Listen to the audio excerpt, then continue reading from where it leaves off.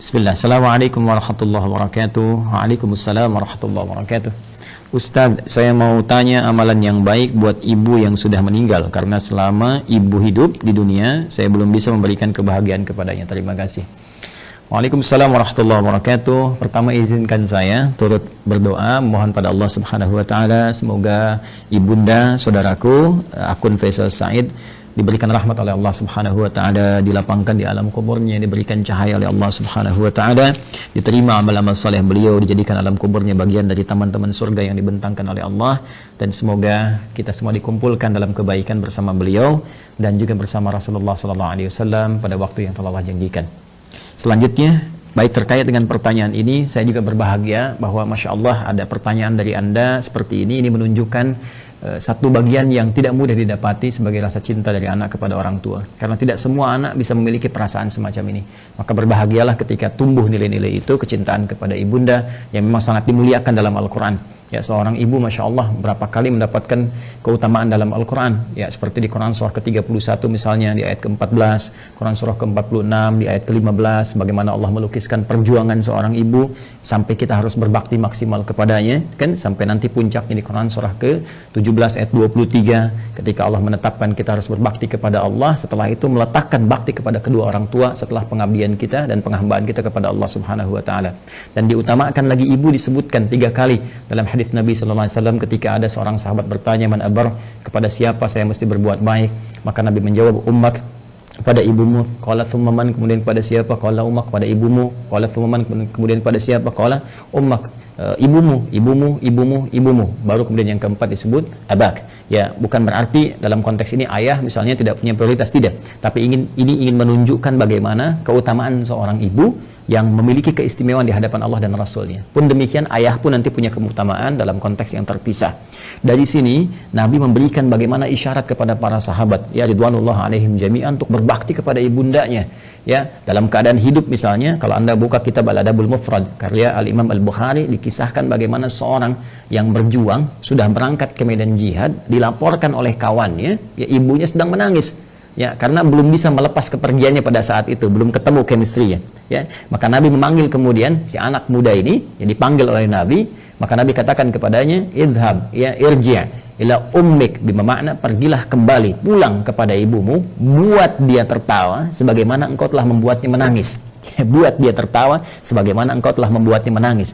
Ini para ulama mengomentari bagaimana kedudukan seorang ibu sampai jihad berbakti kepadanya dalam keadaan hidupnya, membahagiakannya, memuliakannya, ya itu diutamakan bahkan melebihi jihad dalam medan perang jika ada kemudian hal-hal yang menuntutnya secara syar'i.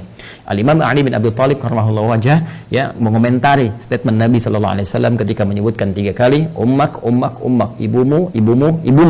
Maka dikomentari oleh beliau, karena ibu memiliki 3 keistimewaan yang tidak didapati oleh ayah. Yang pertama, ibu yang mengandung, ayah tidak mengandung. Yang kedua, ibu melahirkan, ayah tidak melahirkan. Yang ketiga, ibu menyusui, ayah tidak menyusui. Dengan 3 keutamaan ini, Nabi kemudian memberikan gambaran ibumu. Ada komentar yang lain bahwa ketika orang ini bertanya, maka peluang terbaiknya untuk berbakti ada kepada ibunya. Sehingga Ibnu Abbas radhiyallahu taala anhuma ketika didatangi oleh seseorang di masa beliau menjadi mufti, ya, aku punya persoalan, aku punya maksiat yang cukup tinggi aku kerjakan, bagaimana cara bertobat kepada Allah Subhanahu wa taala? Ibnu Abbas kemudian berkata, apakah engkau masih punya ibu? Ya, kata orang ini, ya aku masih punya ibu. Maka kata Ibnu Abbas radhiyallahu taala anhuma, pergilah engkau pulang, ya, kemudian layani ibumu, bahagiakan ibumu, ya, dan berbuat baiklah kepada ibumu. Orang ini bertanya, kenapa engkau berfatwa demikian, kan? Dia tidak menyuruh misalnya saya maksimalkan salatnya, maksimalkan misalnya sedekahnya, tapi yang diutamakan ke ibu. Karena kata Ibnu Abbas radhiyallahu taala anhuma, saya tidak melihat yang lebih utama untukmu saat ini kecuali yang itu. Inilah bagaimana kejeniusan Ibnu Abbas radhiyallahu taala anhuma, karena memang dalam narasi-narasi ayat-ayat Al-Qur'an firman Allah Subhanahu wa taala, kedudukan membahagiakan berbakti kepada ibunda itu langsung ditempatkan oleh Allah Subhanahu wa taala setelah penghambaan kita kepada Allah. Wa qadha rabbuka alla ta'budu illa iyyah wa bil walidaini ihsana. Kepada kedua orang tua kita wajib berbuat baik di tempat setelah penghambaan kepada Allah. Dan di antara kedua orang tua ini, ibu menempati posisi yang sangat tinggi. Wassaynal insana biwalidayhi hamalathu ummuh. Jadi ketika 2 ini disebutkan, Kata Allah di Quran surah 31 di ayat ke-14, dan kami wasiatkan kepada ke seluruh anak-anak itu untuk berbakti kepada kedua orang tuanya. Siapa di antara mereka kalau mau didahulukan? Ya hamalathu ummu, maka prioritaskan ibumu dulu, ya kan? Ayah juga kita hormati, ya, kita istimewakan, tapi ibu di sini dalam konteks kita ada pertanyaan, ibu mendapatkan kedudukan yang sangat luar biasa. Demikian di Quran surah ke-46 ayat 15. Nah, ini yang paling menarik dalam konteks kehidupan. Allah, Rasulullah SAW meminta kita memaksimalkan, orang banyak berbuat baik, tapi tidak sedikit orang-orang yang bisa memaksimalkan itu setelah ibunya wafat. Dan Anda termasuk yang dianugerahi oleh Allah Subhanahu wa taala kemampuan, keinginan dan azam untuk berbuat baik ibu walaupun telah wafat. Maka berbahagialah. Di antara caranya ada yang Nabi SAW sampaikan, bahkan disebutkan dalam hadis riwayat Muslim sampai dengan 9 lafaz. Saya sebutkan hadisnya, qala Rasulullah sallallahu alaihi wasallam, idza matal insanu atau idza matal abdu.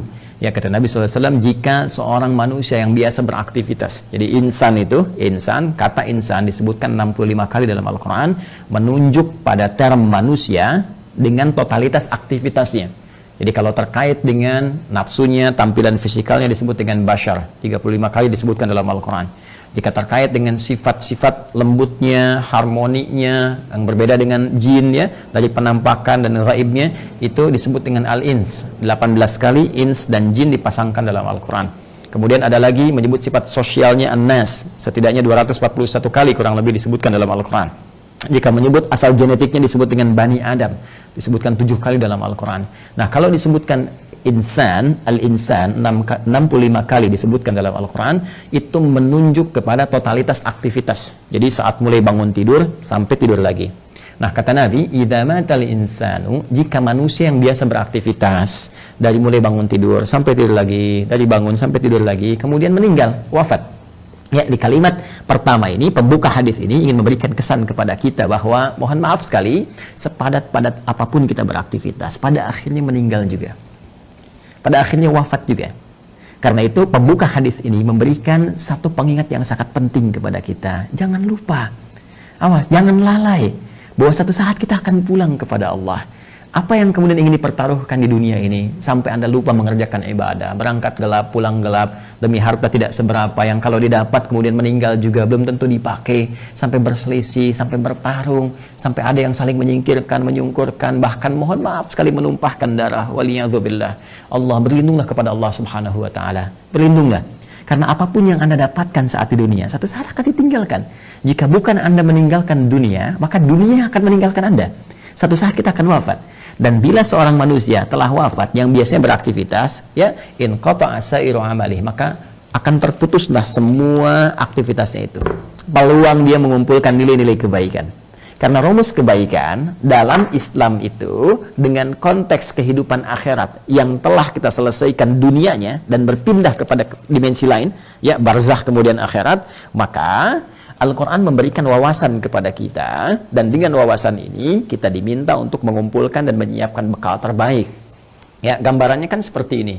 Ini kan dunia, ya, yang saat ini kita sedang beraktivitas. Kemudian setelah itu kita pindah ke barzakh, pemisah. Ya. Kemudian akhirnya akhirat. Ini akhirat, ya. Ini yang terakhir. Akhirat. Ini ad-dunya. Kemudian ini barzakh. Bainahuma barzakhul la yabghiyan. Demikian di surat Ar-Rahman, ya. Nah, ini kan hakikat kehidupan kita di sini. Ini tujuan akhirnya. Ya, akhir kehidupan, karena itu disebut dengan akhirat. Sekarang kita ada di sini. Ya. Tempat beraktivitas sementara. Karena ini sifatnya sementara, maka semua yang ada di sini pun di sini, ya, sifatnya sementara. Ya, mohon maaf, usia kita ini sifatnya sementara, tidak abadi. Ya, hanya sementara saja. Dibatasi dengan apa yang disebut dengan ajal namanya. Ya kan? Jadi begitu ajalnya tiba, maka selesailah kemudian usia kita. Ini, batasan ini contohnya misalnya di Quran disebutkan di surah ke-7 Al-A'raf di ayat 34. walikulli ummatin ajal, dan setiap umat itu bukan 1-2 orang, semua umat yang pernah beraktivitas di bumi mereka memiliki batas usia. Fa idza jaa ajaluhum la yastakhiruna sa'atan wa la yastaqdimun. Jika telah tiba ajalnya, maka tidak akan pernah bisa dimajukan atau dimundurkan. Pada saat itu berhenti, selesai. Ya, berhenti dan selesai. Akan didatangi oleh maut namanya. Ya, maut. Di Quran surah ketiga Ali Imran di ayat 185. Kullu nafsin dha'iqatul maut. Maka maut datang ya untuk sudah menerapkan perintah Allah Subhanahu wa taala sesuai dengan batas ajal ini dan mengambil kembali untuk memindahkan kepada dimensi berikutnya. Yang bertugas membawa maut ini nanti ada bahkan satu malaikatnya khusus spesifik disebut dengan malakul maut ya di Quran surah ke-32. Di ayat yang ke-11 ya paling kanan agak ke bawah, qul yatawaffakum malakul mautil ladzi wukkila bikum, ya katakan Muhammad SAW bahwa setiap yang hidup itu akan didatangi oleh malakul maut. Jadi ada malaikat khusus ya yang ditugasi untuk membawa maut. Maka kalau ini sudah tiba maka selesai ajal. Nah, maka yang biasanya kita ini beraktivitas, aktif, bekerja dengan segala yang kita dapatkan dalam kehidupan dunia. Mohon maaf, bidangnya mungkin beragam, ya. Ada yang di kesehatan, kedokteran, medis, ada yang insinyur, ada yang di militer, tentara, ada yang Polri misalnya, ada yang di politisi, ya, di politik, jadi politisi misalnya, ada yang di pemerintahan, birokrat, ada yang ustadz mengajar, dosen, guru dan sebagainya. Pada akhirnya sepanjang semua bernama makhluk ya dan spesifik manusia, pada akhirnya semua kegiatan itu akan tuntas, selesai. Ya, semua manusia yang beraktivitas tadi disebut dengan insan, al-insan. Ya, ada surah ke-76 dalam Al-Qur'an al-insan. Ya, kata Nabi, idza matal insan, jika semua manusia yang beraktivitas ini sudah tiba nih, sudah tiba ajalnya. Ya, tiba maut. Ya, maut itu sifatnya, keadaannya. Mata itu kata kerjanya, mata yamutu mautan. Ya, mata yamutu mautan. Idza matal insan, jika tiba maut ini menjemput manusia, ya sudah datang ajalnya, tiba maut dan menghentikan semua aktivitas yang pernah ia lakukan. Tadi saya katakan semua pembuka di hadis ini kalimatnya singkat padat, cuma 2 kata matal insan, tapi pesannya sangat dalam, memberikan kesan bahwa apapun yang kita banggakan pada hakikatnya akan selesai. Apapun yang kita tonjolkan dalam kehidupan pada hakikatnya akan selesai. Apakah harta benda yang kita tampilkan, apakah kedudukan yang kita tonjolkan dan sebagainya, semua akan tuntas, selesai dengan tibanya maut. Ya, karena sifatnya kehidupan kita di dunia ini sementara, maka usia pun sementara, bekalnya pun sementara. Silakan Anda kumpulkan sampai banyak bermewah-mewah misalnya, mohon maaf kendaraan banyak yang mewah, pakaian mewah, pada akhirnya meninggal nggak dibawa. Ya, alam kubur itu tempatnya hanya setempat seukuran jasad kita saja. Nggak ada seukuran rumah Anda, seukuran mobil Anda untuk memasukkan semua aset Anda. Tidak, selesai kawan. Karena itu sering-kali merenung, sering-sering merenung. Pada akhirnya, apa sih yang mau dicapai di kehidupan dunia ini? Kalau kita memang akan berpindah. Dan setiap tempat yang disinggahi, fitrahnya membutuhkan bekal. Ya, Anda saja di dunia, saya sering katakan, dalam konteks kehidupan dunia saja, misal, saat ini saya ada di Bekasi misalnya, ya kan? Saya akan pergi di satu provinsi yang sama, ya. Misalnya ke Bandung lah, sama-sama Jawa Barat misalnya. Atau ke tetangga ke Jakarta misalnya. Ya. Ini kita ke Jakarta saja yang jaraknya tidak terlampau jauh, mesti punya bekal. Ke Bandung mesti punya bekal. Apatah kalau saya ingin ke Sumatera, kalau saya ingin ke Papua, atau saya ingin keluar Indonesia misalnya, pasti harus punya bekal. Mustahil berpindah tempat, ruang, dan waktu tanpa bekal memadai yang kita bawa. Itu mustahil. Ya, nah kalau dalam konteks keduniaan saja mesti punya bekal, maka bagaimana dengan dimensi yang berbeda? Dunianya kita tinggalkan. Ini kan kalau dari sini masih ke Malaysia masih dunia, ya kan? Ke Amerika masih dunia. Ini sekarang kita meninggalkan dunia. Bahkan pengumuman disampaikan telah meninggal dunia. Artinya meninggalkan dunia, maka mutlak mesti punya bekal. Dan di dalam konteks keduniaan saja bekalnya bisa beda.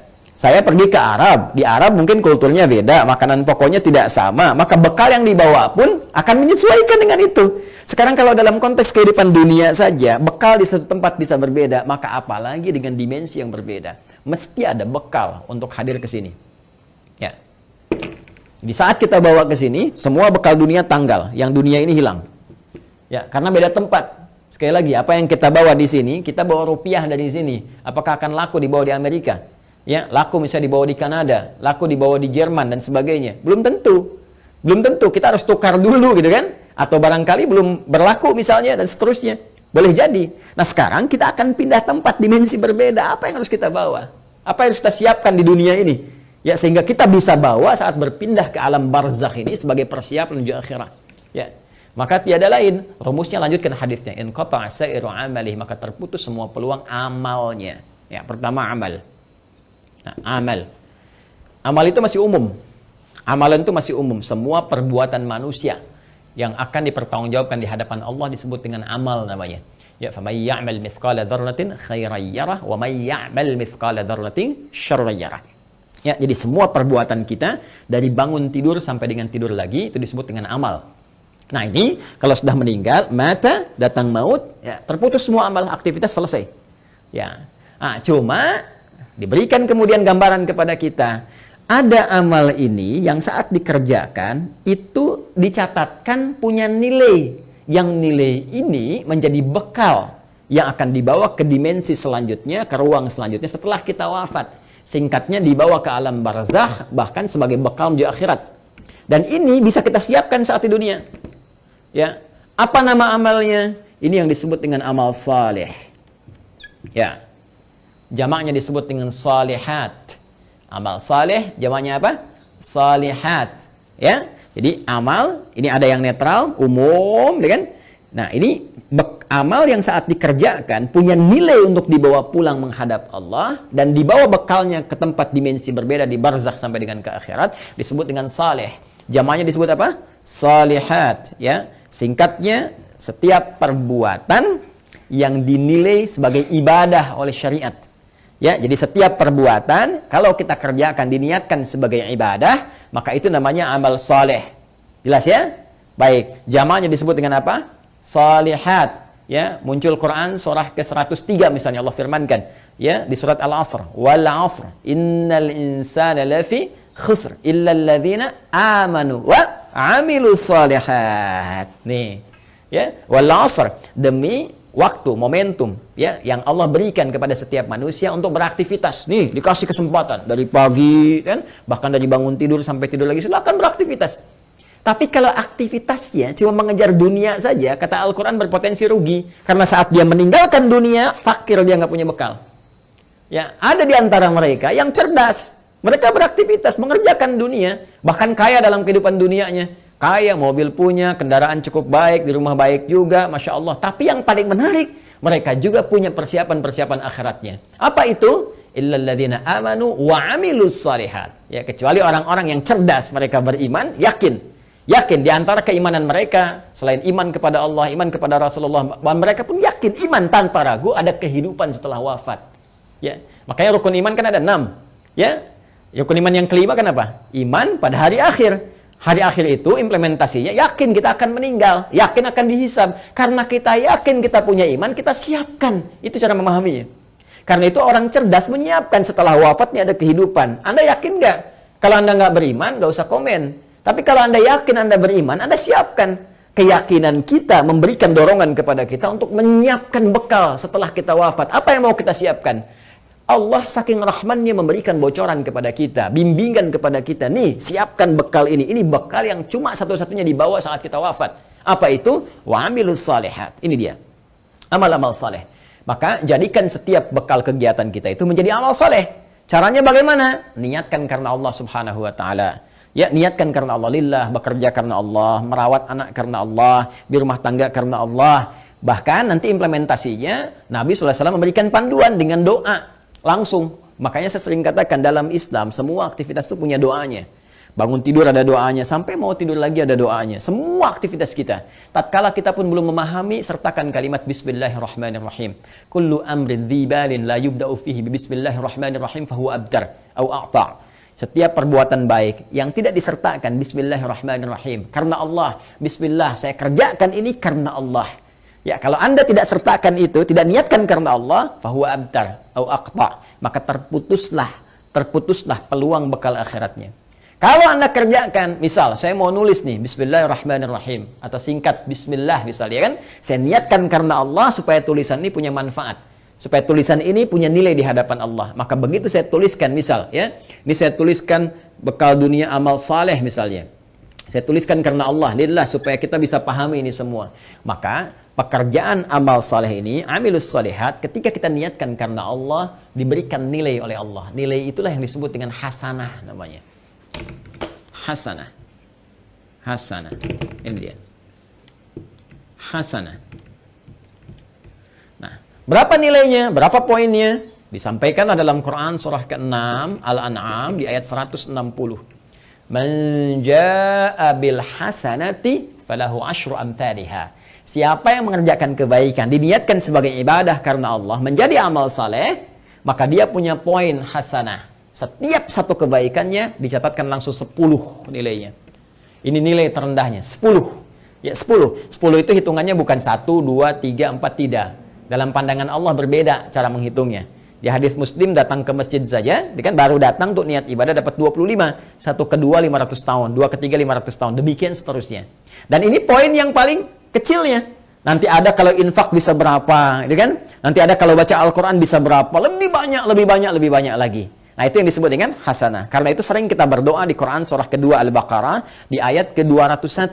Wa minhum may yaqulu rabbana atina fid dunya hasanah wa fil akhirati hasanah wa qina adzabannar. Dan di antara mereka banyak yang berdoa kepada Allah, ya Allah, mohon bimbing kami untuk mengerjakan semua kegiatan dunia punya nilai akhiratnya hasanah. Dan di akhirat bisa dilihat hasanah itu, ya Allah, sehingga mengantarkan kami pada rahmat-Mu dan memasukkan dengan rahmat itu ke dalam surga-Mu, ya, berjumpa dengan Rasulullah sallallahu alaihi wasallam. Amin, kan? Nah, kalau seorang meninggal terputus semua peluang ini.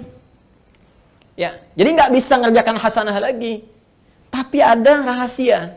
Kata Nabi, ada 3 amalan yang kalau dikerjakan, Masya Allah, ini yang sudah meninggal nggak bisa ngerjakan lagi, tapi hasanahnya tetap mengalir, pahalanya tetap mengalir, ngalir. Dan diantara yang 3 itu Nabi menyebutkan, perhatikan kalimatnya, idza matal insanu aw idza matal abdu inqata'a sa'iru amali illa min thalath, ya, atau illa min thalathatin. 1, shadaqatin jariyah, sedekah jariyah, ya. Nah, ini kalau kita gali lagi, ini lebih panjang lagi nih, ya, mohon bersabar ya teman-teman sekalian.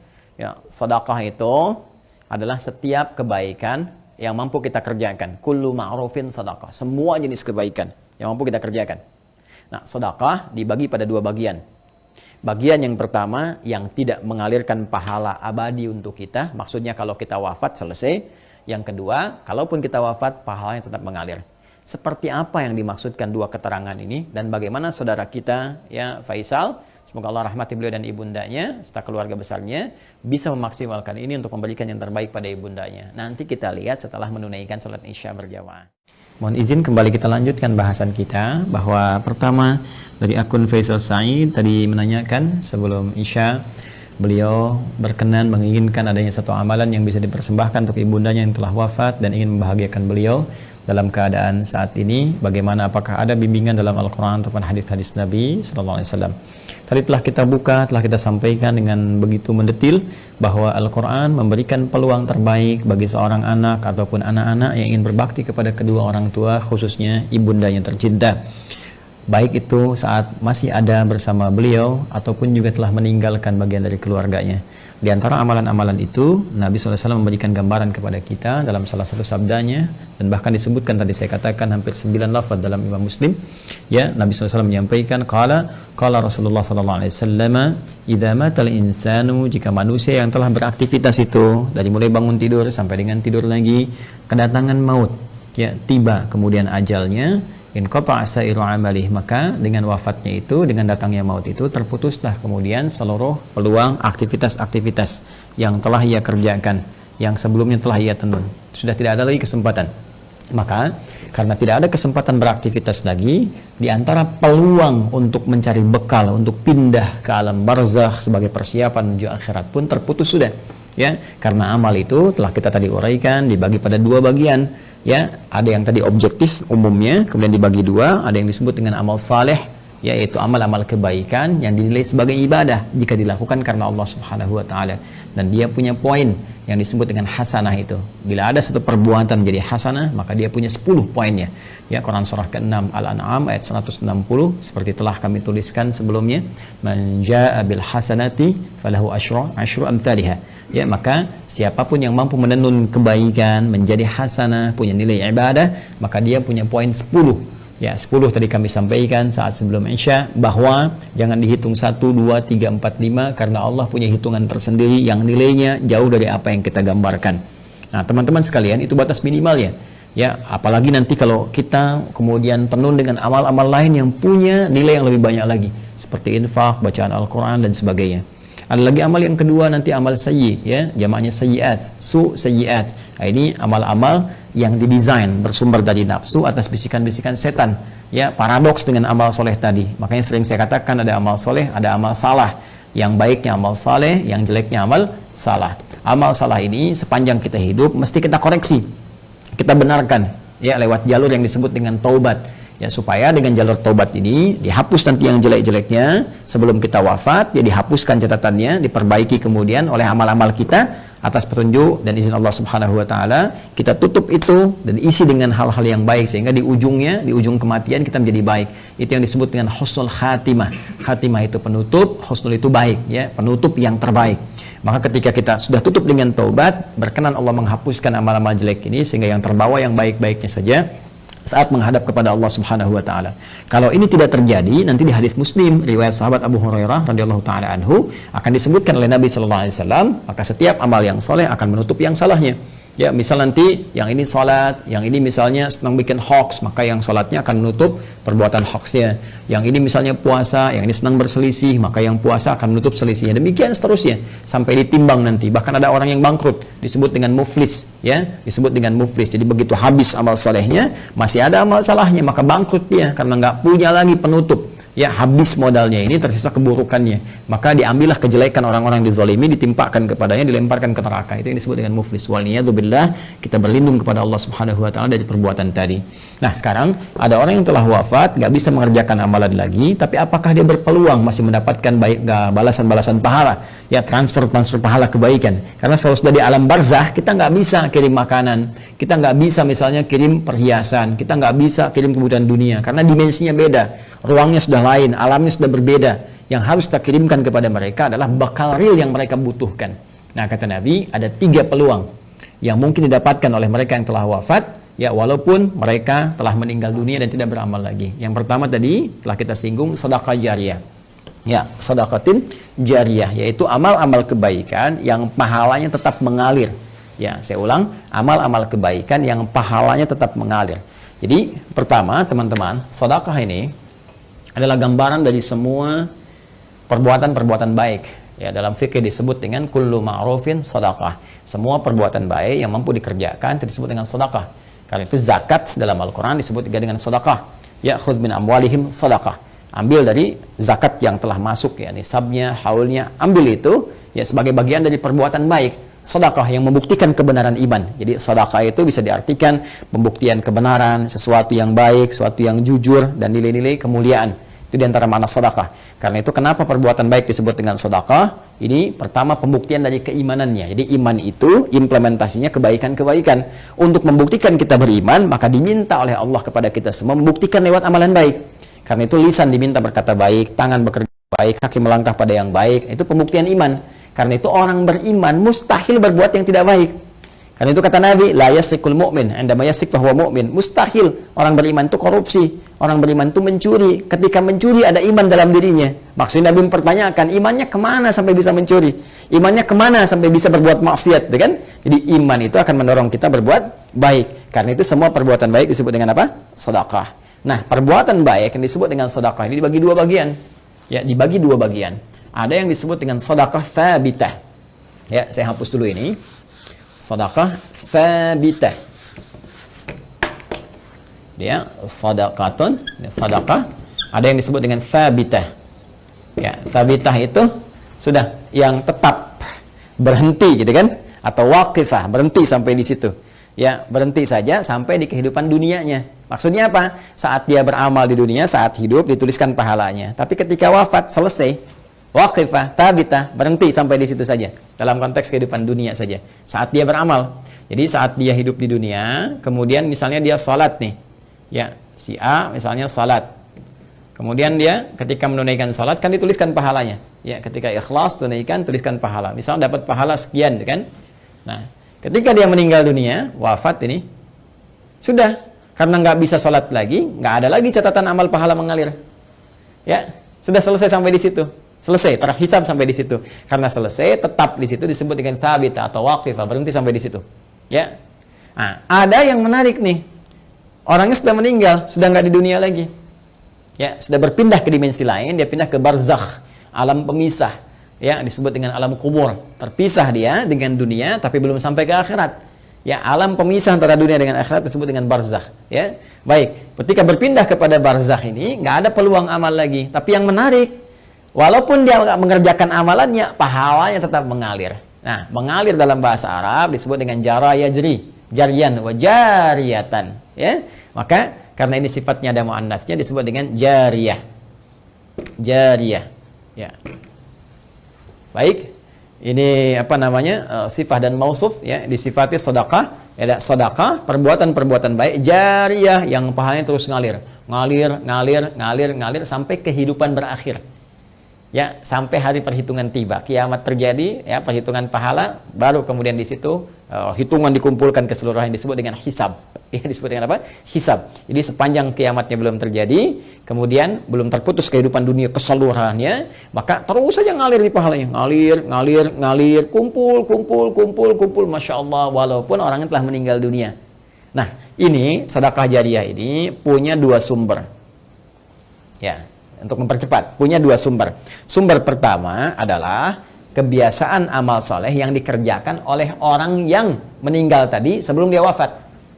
Jadi sebelum dia wafat, dia punya kebiasaan beramal.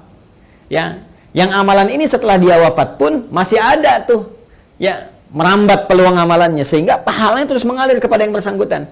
Apa di antara contohnya misalnya? Contoh misalnya yang bersangkutan sebelum meninggal dunia pernah misalnya menyumbang untuk kepentingan di masjid. Masya Allah misalnya sedang ada perbaikan masjid, kan? Lalu disumbangkanlah untuk bikin keran wudhu misalnya. Masya Allah, walaupun orang yang meninggal, keran wudhunya masih ada, dipakai orang.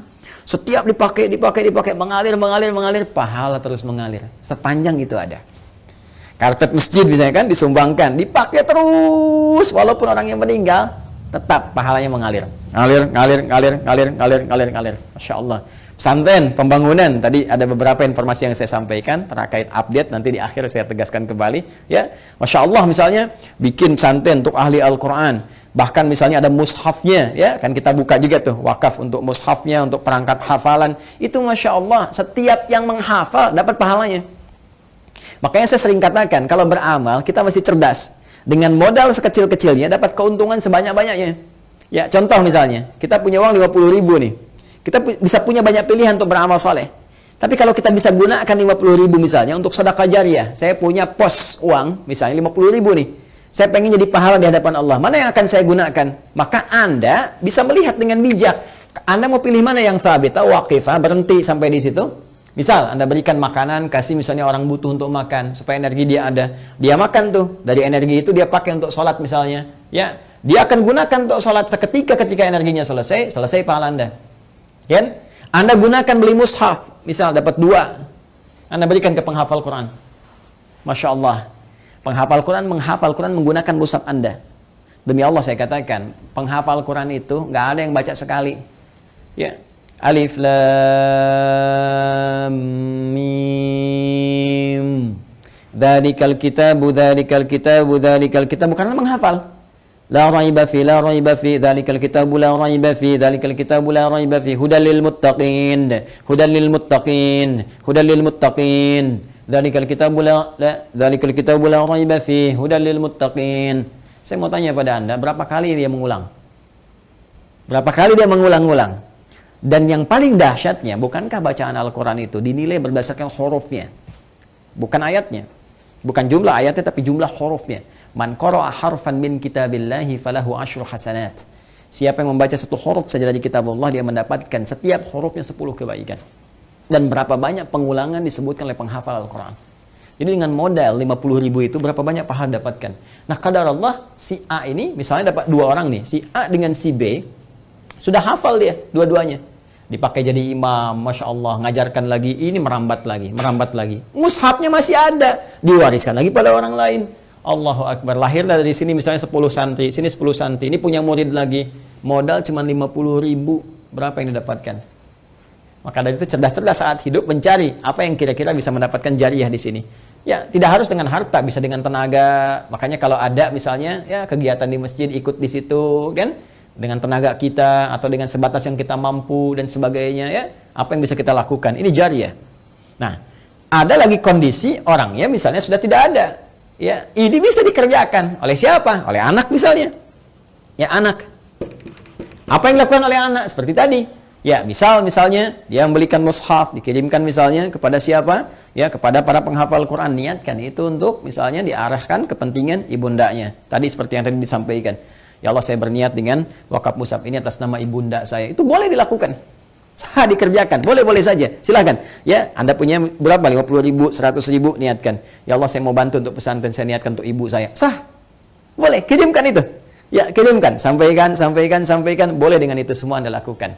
Dan Masya Allah, ketika itu dikerjakan, ada sesuatu yang akan terjadi, sesuatu yang berbeda. Ya, tapi juga ingat, tetap kita jaga dalam koridor amalan, amal solehnya. Nggak usah misalnya ditambahin apapun. Kalau saya sih sarankan, kalau Anda misalnya mau mushaf, sudah cukupkan dengan niat saja. Ya, dengan niat dalam hati kita bahwa ini kita niatkan untuk kepentingan ibunda saya. Ya, ini Anda nggak harus cantumkan misalnya, ya taruh foto misalnya atau taruh ini taruh itu nggak diperlukan menurut saya. Ya, walaupun mungkin ada pandangan berbeda, kita hormati. Tapi bagi saya pribadi cukupkanlah seperti itu apa adanya, sehingga dengan orang-orang membaca pun akan tercukupkan bagi pahala apa itu mengalir dengan izin Allah Subhanahu Wa Taala. Ya. Allah Taala alam bisawab. Ini bagian yang pertama, sedekah jariyah. Satu. Ya, kemudian yang kedua teman-teman sekalian, bisa dalam bentuk ya ilmin yuntafa'u bihi, ilmu yang bermanfaat. Ya, ini juga bisa dikerjakan dari orang yang hidup, misalnya pernah mengajar, gitu kan? Makanya saya sering katakan, mohon izin sekali anak-anak itu kalau dia dari kecil tuh orang tua mengajarkan. Ya, ajak misalnya sampingnya sholat, ajarkan. Al-Fatihahnya kalau bisa dari orang tuanya, ayah atau ibundanya. Karena akan dibawa terus sholat. Ya, di bawah sholat, ketika bisa dari orang tuanya, dipakai terus sholat, itu mengalir, setiap anak sholat dapat bagian pahala. Ilmin yuntafa'u bihi, ilmu yang bermanfaat. Ya, bukankah orang tua banyak mengajarkan kebaikan? Pakai. Ya, dan yang ketiga, teman-teman sekalian, nah ini waladin salihin yad'u lahu, anak saleh yang banyak mendoakan kedua orang tuanya. Maka kalau tadi misalnya akun Faisal, saudara kita ingin berbuat baik, di antara 3 pilihan ini yang pertama bisa dilakukan, ya kan? Yang kedua bisa dipraktikkan, yang ketiga jadilah Anda pribadi yang saleh. Ya, jangan banyak larut dalam kesedihan. Manfaatnya nggak ada gitu kan. Sedih itu naluriah, fitrah, alamiah biasa saja. Itu terjadi pasti. Nabi pun sedih ketika ditinggal Sayyidah Khadijah misalnya. Bahkan ketika ditinggal pamannya, beliau sedih sekali. Sedih ya, itu biasa, itu fitrah. Tinggal ibunda beliau sedih. Ya, namun apa yang harus dilakukan oleh kita? Kita alihkan kesedihan itu menjadi sebuah energi yang positif yang mengantarkan kebahagiaan pada orang yang telah meninggalkan kita. Maka caranya apa? Perbaiki pribadi kita menjadi saleh. Ya, jadi anak yang saleh, yang disukai oleh Allah Subhanahu Wa Taala. Mulai rubah tampilan kita, tunaikan sholat dengan baik, rajin membaca Al-Quran, bekerja dengan baik, yang halal jauhi yang haram-haram. Ketika semua itu dikerjakan, Anda tinggal mengangkat tangan bermohon pada Allah Subhanahu Wa Taala. Ketika sifat saleh melekat pada seorang anak, maka doanya langsung mustajab. Waladin salehin yad'u lahu. Seorang anak yang saleh, yang ketika bermohon kepada Allah, langsung doanya diantarkan jadi cahaya ke kuburan ibundanya atau ayahandanya. Langsung jadi cahaya. Dan itu boleh jadi pilihan terbaik yang bisa Anda lakukan untuk mempersembahkan pada ibunda Anda. Ya, kalau perbedaan pandangan dari para ulama itu biasa-biasa saja. Ya, A memandang, B memandang, tidak ada masalah. Tapi ijtihad satu tidak bisa membatalkan ijtihad yang lainnya karena peluang ini terbuka. Ya, jadi kalau ada tadi yang membatasi misalnya sepanjang dia masih hidup, tapi juga ada yang kemudian yang membatasi, yang menafsirkan tidak boleh dari orang yang hidup pun memberikan kebaikan-kebaikan karena perkara umum. Sepanjang tidak ada takhsisnya, tidak ada kekhususan, maka maknanya tetap umum. Jelas ya? Wallahu ta'ala alam bissawab.